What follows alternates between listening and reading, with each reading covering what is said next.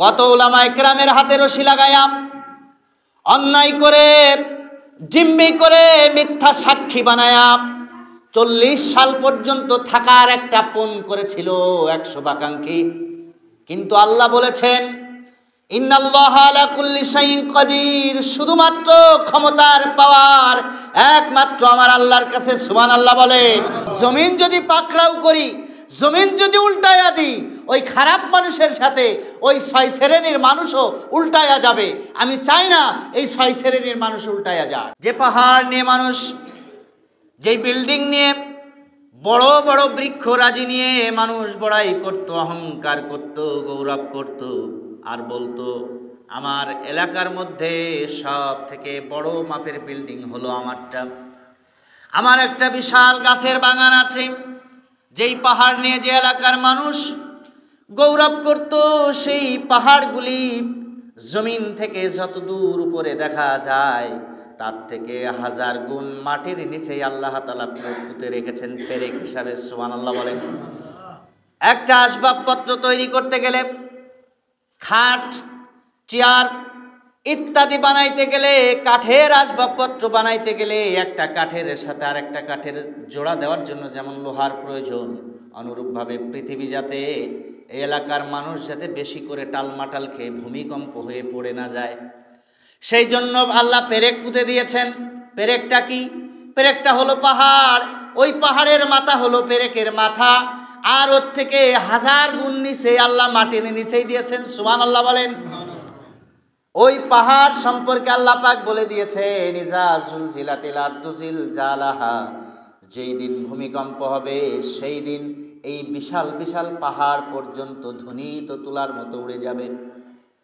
যেখানে পাহাড় উড়ে যাবে সেখানে আপনার 2 টাকার বিল্ডিং এর কি গৌরব, যেখানে পাহাড় উড়ে যাবে সেখানে আপনার বৃক্ষরাজির কি গৌরব, যেখানে পাহাড় উড়ে যাবে সেখানে আপনার এই বিশাল প্রাসাদের কি মূল্য আছে। সেই প্রাসাদও সেদিন উড়ে যাবে, বৃক্ষরাজি উড়ে যাবে, পৃথিবী সেই দিন তার অস্তিত্ব হারিয়ে ফেলবে। এরপর আল্লাহ তাআলা বলছেন ওয়া আখরাজ ইজা জুলজিলাতিল আরদু জিলজালাহা ওয়া আখরাজাতিল আরদু আসকালাহা, সেই দিন পৃথিবী থেকে টেনে হেসড়ে যা কিছু আছে পৃথিবীর মাঝখানে তার থেকে বের করে নেওয়া হবে। তার মানে যে মানুষটা 1000 বছর আগে মারা গেছে সেই মানুষটাও সুস্থ শরীরে আবার তিনি জিন্দা হবে। সুবহানাল্লাহ বলেন। পৃথিবীর কোনো ডাক্তার, কোনো ইঞ্জিনিয়ার, কোনো মেকানিজম করে একটা মৃত মানুষকে সমস্ত পৃথিবীর সম্পদ দিয়েও যদি কেউ চেষ্টা করে, এই মানুষটা সকালবেলা মারা গেছে, যশোর বাসিন্দা, সকালবেলা মারা গেছে, এখন চেষ্টা করে আমরা তারে সমস্ত সম্পদ দিয়া 10 মিনিটের জন্য আবার জিন্দা করব, এইটা কি পৃথিবীর কোনো মেকানিজম দিয়ে সম্ভব? বলেন সম্ভব? কোনো ডাক্তার সম্ভব কিনা? পৃথিবীর কোনো মেডিসিন দিয়ে সম্ভব না। এই ক্ষমতা শুধু একজনের আছেন, তিনি হচ্ছেন আল্লাহ রব। আল্লাহ পাক অন্য একটা আয়াতে বলেছেন ইউহি ওয়া ইউমিত, আমার কাছে হায়াত আছে, আমার কাছে মওত আছে, আমি মানুষকে নির্দিষ্ট পরিমাণ হায়াত দিয়ে থাকি, আবার এই জিন্দার মধ্যে মৃত্যু দিই, মৃত্যুর মধ্যে জিন্দা বাহির করি। সুবহানাল্লাহ বলেন। মা সিজারে আছে, মা মারা গেল, মরে যাওয়ার পরে বাচ্চা জীবিত সিজার করা হয়েছে, রামনজিরও আমি দেখেছি। তার মানে মৃতটার মধ্য থেকেই আল্লাহ জিন্দা বাহির করে। কালো মানুষের পেট থেকে আল্লাহ লম্বা সুদর্শন বডিওয়ালা একজন পুরুষ সন্তান দেয়, আছে না নাই? আবার সুদর্শন মাও সুন্দর, বাবাও সুন্দর, ছেলে অসুন্দর করে দিয়েছেন একজন, তিনি কে? এই যে অসৌন্দর্যের মালিক, সৌন্দর্যের মালিক, হায়াতের মালিক, মৌতের মালিক, তিনি বলছেন পৃথিবীর মধ্যে যা আছে, মাটির মধ্যে যা আছে, সেই দিন কম্পনে কম্পিত হওয়ার কারণে মাটির মধ্যে যা আছে সব বেরিয়ে আসবে। সব এই মাটির নিচে যা আছে সব বেরিয়ে আসবে। তার 2টি ব্যাখ্যা। 1 নাম্বার ব্যাখ্যা হলো ওয়া আখরাজাতিল আরদু আসকালাহা, সেই দিন মানুষ বলবে ওয়াকালাল ইনসানু মা লাহা, মানুষ সেই দিন বলবে আজকে আমাদের কি অবস্থা হয়ে গেল। মানুষ কবর থেকে উঠে যাবে, টেনে হেসড়ে তাদেরকে তুলে ফেলা হবে। যারা ঘুমিয়েছিল, যারা মরেছে 1000 বছর আগে তারা উঠবে, যারা 10 দিন আগে মরেছে তারা উঠবে, যারা 1000 বছর আগেও মরেছে তারা আবার সুস্থ শরীরে উঠে যাবে। তাদেরকে ওই রকম একটা হিউম্যান পার্টস, তাদেরকে একটা অর্গান দিয়ে, অঙ্গ প্রত্যঙ্গ দিয়ে আল্লাহ তাআলা অর্ডার করবেন। আল্লাহ অর্ডার করতে দেরি হবে, মানুষ বের হতে দেরি হবে না। সুবহানাল্লাহ বলেন। তাহলে প্রথম নাম্বার ব্যাখ্যা হলো ওয়া আখরাজাতিল আরদু আসবালাহা, পৃথিবী তার সব বোঝা বের করে দেবে। এর 1 নাম্বার ব্যাখ্যা হলো যত মানুষ মরেছে সব বেরিয়ে যাবে। 2 নাম্বার ব্যাখ্যা হলো মাটির উপরে থেকে যত পাপ করেছেন মাটির নিচেই চলে গেছেন, সেই পাপগুলি বেরিয়ে আসবে। জমি লিখে নিয়েছেন, বেরিয়ে আসবে।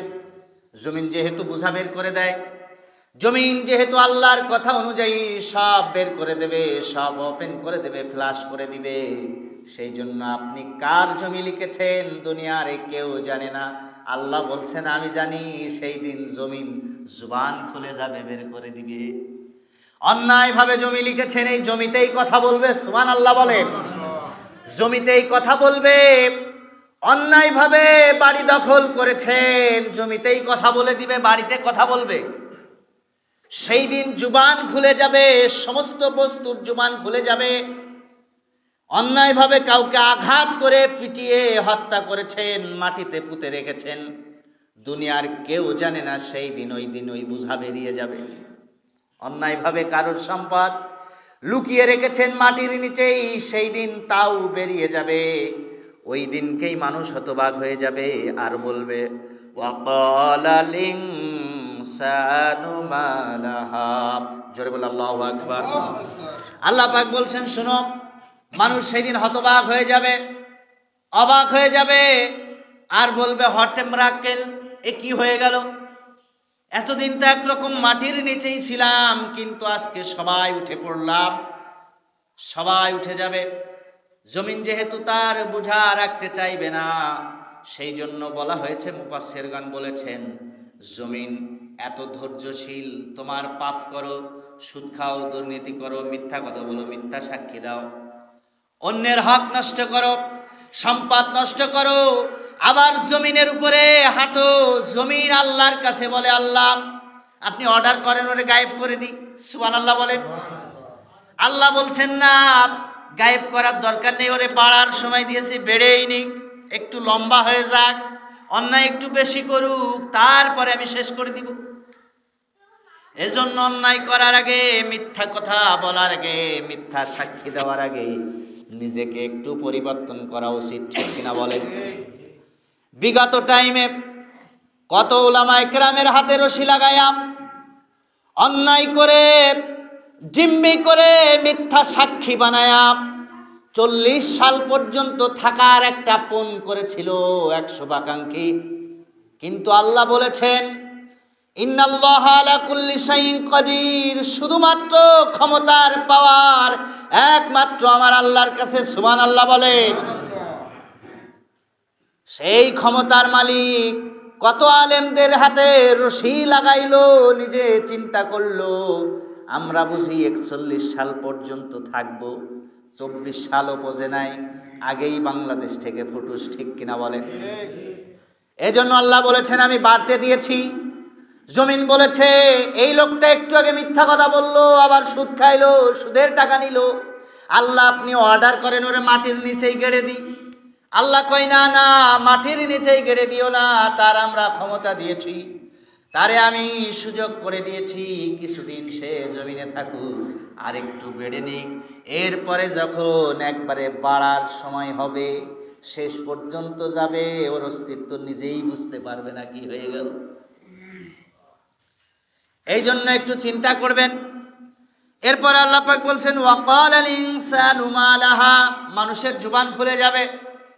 যে মানুষগুলো মৃত ছিল তারা বের হবে কবর থেকে, বের হয়ে তাদের জুবান দিয়ে তারা কথা বলতে শুরু করে দিবে, বলবে আজকে কি অবস্থা হয়ে গেল আমাদের। সুবহানাল্লাহ বলেন। এই যে মৃত মানুষের মুখ থেকে কথা বের করার ক্ষমতা, দুনিয়ার কোনো মেডিসিনের নাই, কোনো ডাক্তারের নাই, কোনো ল্যাবের নাই, আছে একজনের, তিনি কে? যে আল্লাহ দুনিয়ার থেকে মানুষকে মরার পরে সেই মরার থেকে কথা বের করতে পারে, সেই আল্লাহ আপনাকে মৌতের মাধ্যমে আপনাকে মেরে